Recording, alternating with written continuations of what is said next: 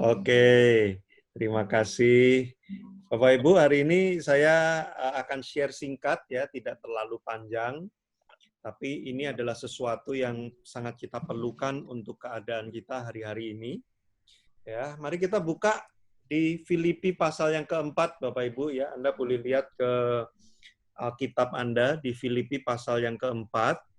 Kita akan membaca ayat keempat sampai ayat yang ke-9. Ya, ini adalah 6 nasihat kemenangan. Saya menyebutnya 6 nasihat kemenangan, Bapak Ibu ya. Karena memang hari-hari ini banyak orang sedang tertekan, banyak orang stres, banyak orang juga bingung harus bagaimana. Nah, waktu saya membaca ayat ini, menurut saya ini juga bagus sekali untuk kita praktekkan dalam kondisi hari-hari ini ya.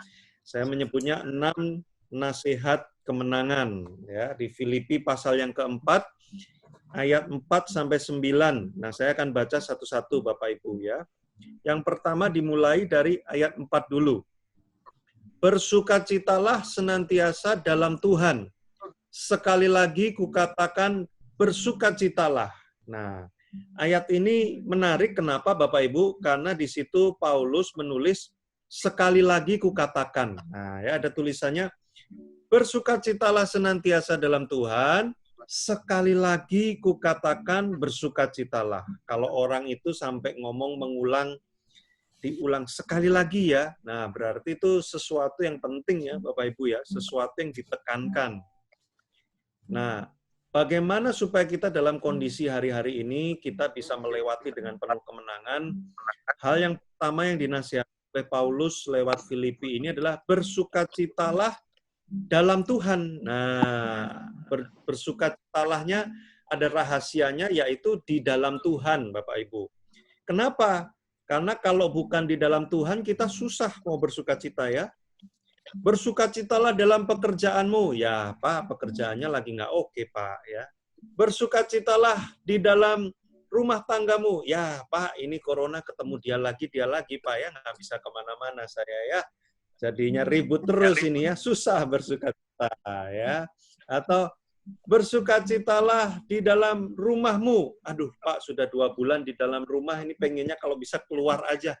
Susah mungkin Bapak Ibu ya. Makanya di sini dikatakan bersukacitalah senantiasa dalam Tuhan. Kenapa? Karena di dalam Tuhan, walaupun keadaan kita sulit, tapi kita akan punya kekuatan untuk bisa bersukacita.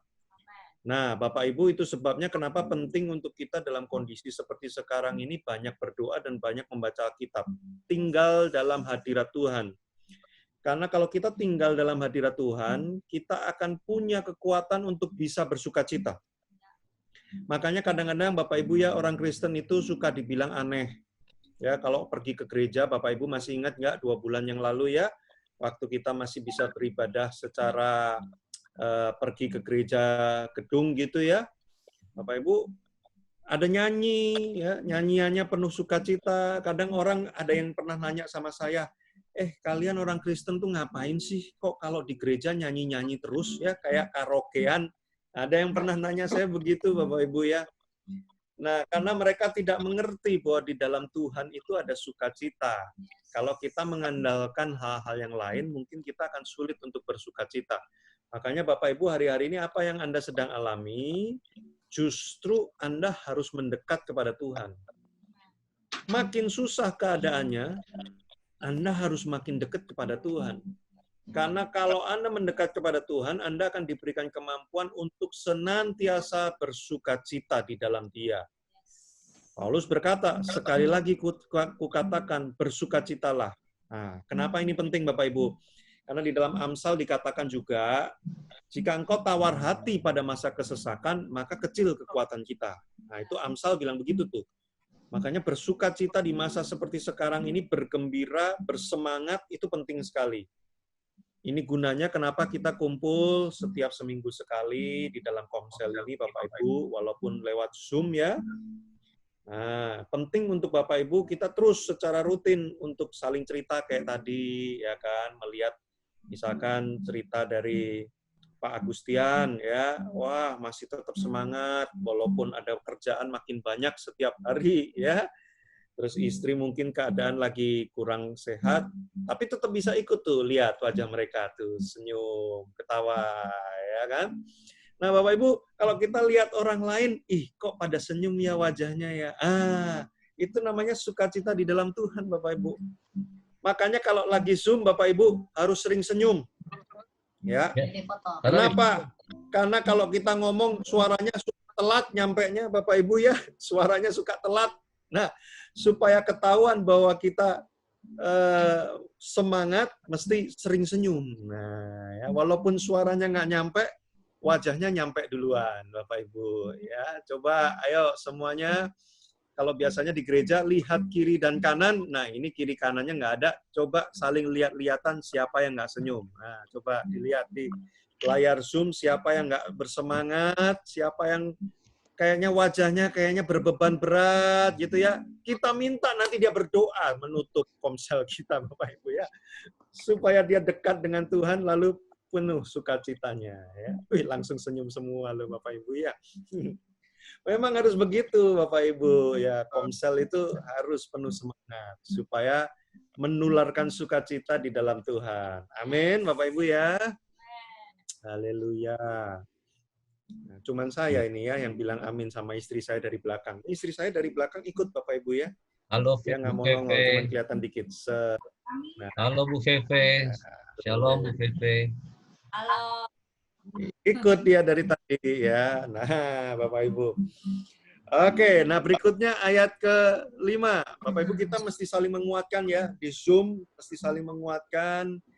Kalau ada pergumulan cerita, nah Bapak Ibu yang mungkin sedang lagi on fire, lagi mengalami Tuhan, tunjukkan sukacitanya supaya kita yang sedang bergumul mendapat penguatan waktu lihat wajah Bapak Ibu ya. Memang ini Komsel luar biasa. Saya pernah ikut beberapa Komsel Zoom, wajahnya hilang semua Bapak Ibu ya. Diganti hitam semua, jadi nggak kelihatan.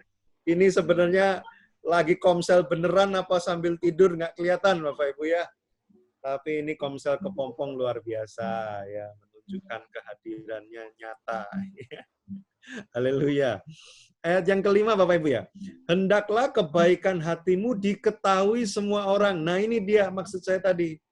Hendaklah kebaikan hatimu diketahui semua orang. Jadi kalau kita ingin menguatkan rekan Komsel kita ingin mendoakan, kita ingin menyemangati, kelihatan.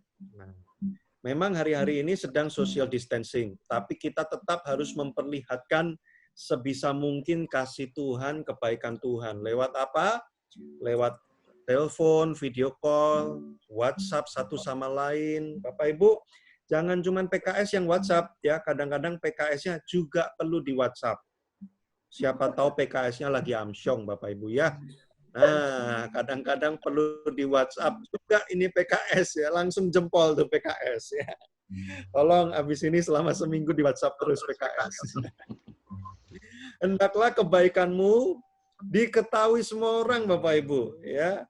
Ada kalimat tambahannya, Tuhan sudah dekat tuh ya, Tuhan sudah dekat, makanya kebaikan kita nih harus ditunjukkan. Percuma Bapak Ibu ya kalau dalam hati doang kita bilang, wah saya pengen doain orang itu loh sebenarnya. Wah saya tuh sebenarnya pengen menguatkan, pengen menghibur. Wah sebenarnya kalau setiap lihat Pak Irwan ini ya, sama istri saya tuh pengen sebenarnya menyampaikan pesan-pesan dari Tuhan buat mereka. Percuma kalau cuma dalam hati. Harus kelihatan Bapak Ibu. Makanya memang kita harus aktif ya, strong builders activate, harus aktif memang dalam kondisi kayak gini, apalagi kita harus aktif Bapak Ibu, menelpon, WhatsApp, ya kan, video call. Nah, jika perlu mungkin kirim makanan pakai Grab. Nah, saya kemarin barusan ada teman ulang tahun, karena nggak bisa pergi ke rumahnya, kita pesenin pakai Grab Bapak Ibu Saudara ya. Lalu video call ngucapinnya. Udah terima belum kuenya? Lalu kita nyanyiin pakai video call. Nah itu Bapak Ibu ya, selalu masih bisa kita lakukan kebaikan-kebaikan. Amin. Nah itu yang kedua. Nasihat kemenangan Bapak Ibu yang pertama, sukacita, ya, harus terus semangat sukacita. Ya, aduh Pak, ini lagi lemes Pak, banyak masalah Pak. Sukacitanya di dalam Tuhan supaya kekuatanmu muncul. Yang kedua, tunjukkan kebaikan Bapak Ibu. Sebisa mungkin tunjukkan kebaikan. Yang ketiga ayat 6. Janganlah hendaknya kamu khawatir tentang apapun juga, tetapi nyatakanlah dalam segala hal pada Allah dalam doa dan permohonan dengan ucapan syukur. Artinya apa? Artinya Bapak Ibu, setiap kali khawatir langsung doa. Tiap kali khawatir langsung doa. Makanya orang yang jarang berdoa makin sering khawatir.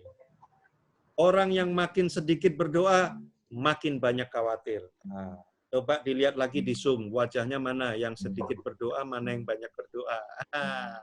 Ya Bapak Ibu ya, makin banyak berdoa, kekhawatiran akan makin berkurang. Kenapa? Karena dikatakan oleh Alkitab, serahkanlah kekhawatiranmu kepada Tuhan dalam bentuk apa?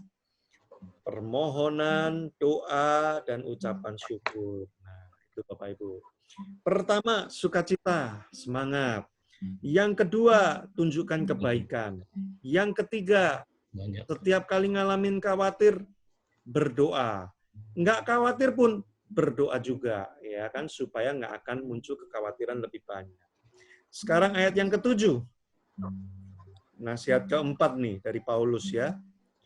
Damai sejahtera Allah yang melampaui segala akal akan memelihara hati dan pikiranmu dalam siapa Bapak Ibu? Dalam Kristus Yesus. Nah, yang ayat ketujuh ini adalah kalau kita lakukan ayat 4, 5, 6, ya, maka akan terjadi damai sejahtera Allah yang melampaui segala akal. Maksudnya apa? Melebihi dari kekhawatiran-kekhawatiran pikiran kita. Damai sejahtera Allah itu melampaui itu semua. Aduh Pak, nanti kalau corona nggak pernah hilang gimana Pak ya? Kalau seumur hidup kita kemana pakai masker, kemana-mana jadi susah, gimana ya Pak ya? Nah, itu kan kekhawatiran akal. Makanya butuh damai sejahtera yang melampaui itu, memelihara hati supaya kita tetap tenang dan memelihara pikiran kita di dalam siapa? Yesus Kristus. Itu sebabnya Bapak Ibu, kalau Anda nggak praktekkan yang tadi, jarang berdoa, ya kan, nggak mau bersukacita di dalam Tuhan, nggak mau melakukan kebaikan kasih Tuhan, nanti kita akan kekurangan damai sejahtera sehingga mudah panik, mudah khawatir dalam keadaan-keadaan yang seperti sekarang ini. Nah, itu ayat ke-7. 2 ayat lagi Bapak Ibu ya. Ayat 8. Jadi, akhirnya saudara-saudara, semua yang benar, semua yang mulia, semua yang adil, semua yang suci, semua yang manis, semua yang sedap didengar, semua yang disebut kebajikan dan patut dipuji, pikirkanlah semuanya itu. Nasihat kelima apa Bapak Ibu? Jaga pikiran kita memikirkan hal-hal yang memang baik, positif, dan berasal dari firman. Kalau yang kita pikirkan hal-hal yang buruk, maka perasaan kita akan jadi buruk. Perasaan kita jadi buruk, nanti tindakannya jadi buruk. Ya, suami istri, kalau suami mikirin istrinya itu selalu yang jelek-jelek terus ya. Aduh, kenapa ini orang kayak gini? Aduh, kenapa ini wajahnya kok kayak begitu? Terus pikirin yang jelek-jelek, nanti perasaannya jadi jelek terhadap istri atau suami. Perasaannya jadi jelek, sikapnya juga jadi jelek. Sikapnya jadi jelek, hubungannya rusak. Tapi kalau kita pikirinnya pikiran Kristus, ya kan, memikirkan firman terus, nanti perasaannya juga akan menjadi baik. Karena perasaannya menjadi baik, sikap kita akan menjadi benar. Sehingga hidup kita jadi benar. Nah, ini nasihat yang kelima, Bapak Ibu ya. Pikirin hal yang baik. Makanya kalau dengar berita dipilah-pilah, Bapak Ibu ya, secukupnya saja, baca-baca artikel secukupnya saja. Saya nggak tahu grup WhatsApp Kepompong ya dan Cipondoh, ya. Saya beberapa kali sampai harus menegur di